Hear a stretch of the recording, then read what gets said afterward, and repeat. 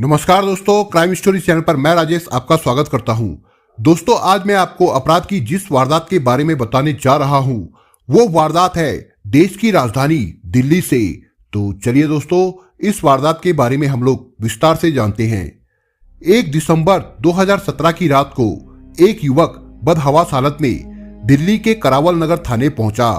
उसने ड्यूटी अफसर के सामने पहुंचकर कहा, साहब मुझे गिरफ्तार कर लो, मैंने अपनी बीवी का कत्ल कर दिया है। युवक की बातें सुनकर ड्यूटी पर तैनात एएसआई सतीश पाल चौंके। उन्होंने हैरत से उसकी ओर ध्यान से देखते हुए पूछा कि शव कहाँ है? मेरे घर पर। युवक ने अपना नाम हीरालाल और पता शिव विहार, गली नंबर 6, मकान नंबर 846 बताया। साथ ही ये भी बताया कि उसने पत्नी को मारने के बाद आत्महत्या करने की कोशिश की थी, लेकिन कामयाब नहीं हो पाया और थाने आ गया। हीरालाल की बात सुनकर एएसआई सतीश पाल ने थाने के डीडी नंबर 20A में सूचना दर्ज कर दी। पुलिस ने पहले हीरालाल के घायल हाथ की मरहम पट्टी कराई, फिर थाने में मौजूद सब इंस्पेक्टर इंद्रवीर, कांस्टेबल अनुज को साथ लेकर घटना स्थल के लिए रवाना हो गए। हीरालाल उनके साथ था। सब इंस्पेक्टर इंद्रवीर शिव विहार स्थित हीरालाल के घर पहुंचे। वहां बेडरूम में डबल बेड पर एक औरत का शव पड़ा था। शव के पास 3 बच्चे गुमसुम बैठे थे। बच्चों को वहां से उठाकर दूसरी जगह बिठा दिया गया।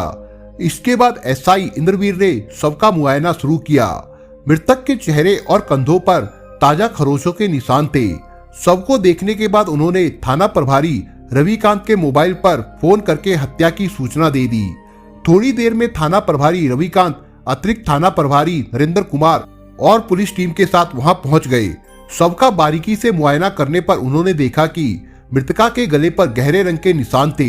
कमरे की हालत देखकर ऐसा लग रहा था जैसे मारने के पहले मृतक के साथ बड़ी बेदर्दी से मारपीट की गई हो। मृतका का पति हीरालाल सिर झुकाए खड़ा था। थाना प्रभारी ने उसे गिरफ्तार करने का आदेश दिया। इसके तुरंत बाद उसे हिरासत में ले लिया गया। घटना स्थल की तलाशी के दौरान वहां पर 6 सेविंग ब्लेड और मच्छर मारने वाली दवा मॉर्टिन की 3 खाली शीशी मिली। हीरालाल ने बताया कि उसने मॉर्टिन पीकर आत्महत्या करने की कोशिश की थी। थाना प्रभारी रविकांत ने क्राइम टीम को भी घटना स्थल पर बुला लिया। क्राइम टीम ने घटना स्थल के फोटो लिए और जरूरी साक्ष्य इकट्ठा किए। प्राथमिक कार्रवाई के बाद शव को पोस्टमार्टम के लिए जीटीबी अस्पताल भेज दिया गया। थाने लौटकर थाना प्रभारी ने इस घटना की सूचना मृतक के उत्तर प्रदेश स्थित मायके को दे दी और उनसे जल्दी दिल्ली पहुंचने के लिए कहा। चूंकि आरोपी हीरालाल की कलाई कुछ ज्यादा घायल थी, इसलिए उसे इलाज के लिए सहादरा के जीटीबी अस्पताल में एडमिट करा दिया गया। उसी दिन डॉली की हत्या का केस धारा 302 के तहत दर्ज कर लिया गया। केस में हीरालाल को नामजद अभियुक्त बनाया गया। जांच की जिम्मेदारी थाना प्रभारी रविकांत ने खुद संभाली। रविकांत को मृतका डॉली के मायके वालों के आने का इंतजार था। वे लोग जिला अलीगढ़ उत्तर प्रदेश के गाँव बरौली के रहने वाले थे और दिल्ली के लिए रवाना हो चुके थे। अगले दिन मृतका डॉली के पिता राकेश कुमार और मां कुसुमा देवी करावल नगर थाने पहुंचकर इंस्पेक्टर रविकांत से मिले। उन्होंने अपने दामाद हीरालाल पर आरोप लगाया कि वो उनकी बेटी से पहले भी मारपीट करता था। मार्च 2017 में भी एक बार उसने डॉली की हत्या करने की कोशिश की थी, लेकिन सही समय पर उपचार मिल जाने से उसकी जान बच गई थी। थाना प्रभारी रविकांत ने उन्हें एक कांस्टेबल के साथ जीटीबी अस्पताल की मोर्चरी भेज दिया, जहां डॉली का शव रखा था। शिनाख्त की औपचारिक कार्रवाई के बाद शव का पोस्टमार्टम किया गया। पोस्टमार्टम रिपोर्ट में डॉली की हत्या की वजह दम घुटना बताया गया। पोस्टमार्टम के बाद डॉली का शव उसके पिता राकेश कुमार को सौंप दिया गया। राकेश कुमार ने उसी दिन कुछ रिश्तेदारों की मदद से डॉली का अंतिम संस्कार कर दिया। एक दिन बाद हीरालाल जब अस्पताल से डिस्चार्ज हुआ तो उसे डॉली की हत्या के आरोप में गिरफ्तार कर लिया गया। थाना प्रभारी रविकांत ने हीरालाल से डॉली की हत्या का कारण जानने के लिए काफी देर तक पूछताछ की। हीरालाल ने पुलिस को डॉली की हत्या के पीछे की जो कहानी बताई वो कुछ इस प्रकार से थी। हीरालाल और डॉली की शादी जनवरी 2007 में हुई थी। बाद में दोनों के 3 बच्चे हुए, जिनमें 2 लड़के थे और 1 लड़की। हीरालाल भजनपुरा की चार्जर बनाने वाली एक फैक्ट्री में प्लम्बर का काम करता था। उसकी पगार बस इतनी थी कि जैसे तैसे गुजारा हो जाए, जबकि डॉली चाहती थी कि उसका पति उसे सुख सुविधा के वे सारे साधन खरीद कर दे जो घर गृहस्थी के लिए जरूरी होते हैं, जबकि उसकी थोड़ी सी पगार में ये संभव नहीं था। अभावों को लेकर पति पत्नी के बीच आए दिन कलह होने लगी। दोनों के बीच जब संबंध ज्यादा बिगड़े तो डॉली आंतरिक संबंधों में हीरालाल से दूरी बनाने लगी। डॉली की इस हरकत से वो परेशान रहता था। फलस्वरूप दोनों के बीच खटास बढ़ती गई। काफी प्रयासों के बाद भी हीरालाल डॉली को नहीं मना सका। अब डॉली बिना बताए घर से गायब भी रहने लगी थी। इससे हीरालाल को लगने लगा कि उसने किसी के साथ अवैध संबंध बना लिए हैं। वो सोचता था कि उसके फैक्ट्री चले जाने के बाद वो किसी से मिलने बाहर जाती है। ऐसा इसलिए कि घंटों बाद जब वो घर लौटती थी तो नशे में होती थी। लेकिन डॉली उसके इन आरोपों को गलत बताती थी। 18 मार्च 2017 को भी डॉली काफी देर से घर लौटी थी। हीरालाल पहले से ही परेशान था। उसे डॉली का रोज रोज देर से घर लौटना पसंद नहीं था। वो आपे से बाहर होकर उसके साथ मारपीट करने लगा। डॉली ने विरोध किया तो उसने उसे गालियां देते हुए फर्श पर पटक दिया। लात और घूंसे बरसाने के बाद हीरालाल ने जबरन डॉली को मच्छर मारने वाली दवा मॉर्टिन की 2 शीशियां पिला दी। डॉली ने किसी तरह खुद को हीरालाल के चुंगल से छुड़ाया और अपने मोबाइल से 100 नंबर पर फोन कर दिया।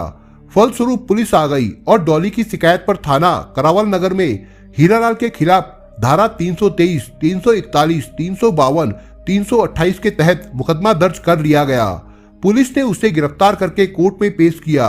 कोर्ट ने उसे 18 दिन के लिए जेल भेज दिया था। डॉली का अस्पताल में इलाज कराया गया। ठीक होने के बाद उसके पिता राकेश कुमार उसे अपने साथ गांव ले गए। बच्चे कुछ दिनों तक हीरालाल के रिश्तेदारों के पास रहे। जब हीरालाल जेल से छूटा तो वो बच्चों को अपने घर ले आया। डॉली अपने मायके में रह रही थी। हीरालाल के खिलाफ उसका केस महिला अपराध शाखा में चलने लगा। पति के व्यवहार से उसका दिल टूट चुका था। अब वो उससे तलाक लेकर अलग हो जाना चाहती थी। लेकिन हीरालाल ने डॉली के मायके जाकर उससे अपने व्यवहार के लिए माफी मांगी।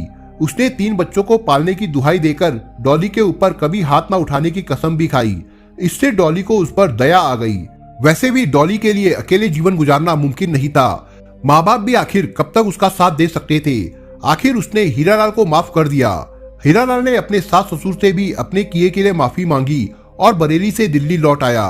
दिल्ली की महिला अपराध शाखा में 7 महीने तक केस चलने के बाद दोनों के बीच सुलह हो गई। कुछ दिनों तक दोनों की जिंदगी सामान्य गति से चलती रही। लेकिन जल्द ही डॉली का मन हीरालाल से भर गया। एक बार फिर हीरालाल और उसमें आए दिन झगड़ों का सिलसिला शुरू हो गया। 1 दिसंबर 2017 की सुबह हीरालाल काम पर चला गया था। दोपहर 2 बजे जब वो घर लौटा तो उसे जोरों की भूख लगी थी। उसने डॉली को जल्दी से खाना निकालने के लिए कहा। डॉली ने दूसरी तरफ देखते हुए बेरुखी से बताया कि उसने तबीयत खराब होने की वजह से खाना नहीं बनाया है। उसके खाना ना बनाने की बात सुन हीरालाल गुस्से में लाल पीला हो गया। उसने डॉली के ऊपर आरोप लगाया कि उसे मोबाइल पर यारों से बात करने से फुर्सत मिले तो वो खाना बनाए। डॉली ने भी अपनी गलती मानने की जगह कहा कि वो खाना नहीं बनाएगी, उसे जो करना है वो कर ले। ये सुनकर वो अपने आपे से बाहर होकर डॉली पर टूट पड़ा। डॉली ने खुद को बचाने की काफी कोशिश की पर हीरालाल के सिर पर जैसे खून सवार था। उसने तीनों बच्चों को कमरे में बंद कर दिया। फिर डॉली की बुरी तरह पिटाई करने के बाद उसका गला घोटने लगा। डॉली ने उसका विरोध करके खुद को बचाने का पूरा प्रयास किया लेकिन आखिर में वो हार गई। उसकी हत्या करने के बाद हीरालाल ने उसके शव को बेड पर लेटा दिया। इसके बाद उसने कमरा खोलकर बच्चों को बाहर निकाला तो तीनों बच्चे मम्मी के शव के पास जाकर बैठ गए। बच्चे समझ रहे थे कि पिटाई की वजह से उनकी मम्मी बेहोश हो गई है। डॉली की हत्या करने के बाद हीरालाल ने पुलिस के डर से पहले तो मच्छर मारने की दवाई पीकर जान देने की कोशिश की। जब इससे उसकी मौत नहीं हुई तो उसने शेविंग ब्लेड से कलाई की नस काट ली। कलाई में ज्यादा दर्द हुआ तो उसके सिर से सुसाइड करने का भूत उतर गया। काफी सोच विचार के बाद उसने सरेंडर करने का मन बनाया और थाना करावल नगर जाकर अपना अपराध स्वीकार कर लिया। 4 जनवरी को उसे डॉली की हत्या के आरोप में कड़कड़डूमा अदालत में पेश किया गया, जहां से उसे 14 दिनों की न्यायिक हिरासत में जेल भेज दिया गया। दोस्तों, आप अगर चैनल पर नए हो तो आप चैनल को सब्सक्राइब करने के साथ कमेंट बॉक्स में इस कहानी के बारे में अपने विचार जरूर लिखिएगा। मिलता हूं एक नई कहानी के साथ, तब तक के लिए अपना ख्याल रखिएगा। धन्यवाद।